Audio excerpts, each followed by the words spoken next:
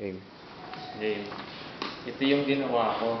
So, kung titignan nyo, parang walang relation sa dumagat. Ganun. Pero kaya ganito yung ginawa ko. Pa-indirect siya. First, yung flag ng Philippines. Kasi, di ba, dumagat, parang part pa rin sila ng Filipino, parang sila yung isa sa mga tao na hindi pa rin na-influensyahan yung mga changes, yung mga pagbabago katulad ng mga technologies, gano'n. Kaya yung Filipino pa rin sila until now, na without influence, gano'n. Yun yung feeling ko since hindi ko pa naman sila nakikita.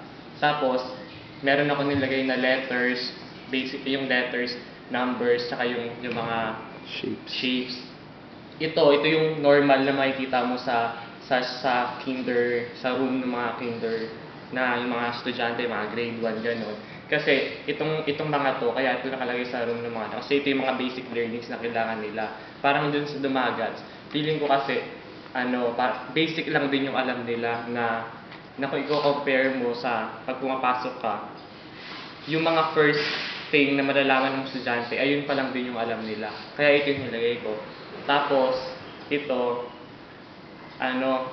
yung taong to, tapos after several years, ganun pa rin siya. Parang ganun din, parang isa lang yung ibig sabihin nila na parang walang development din sa kanila in terms of pagsabay dun sa changes ng environment nila. Yun.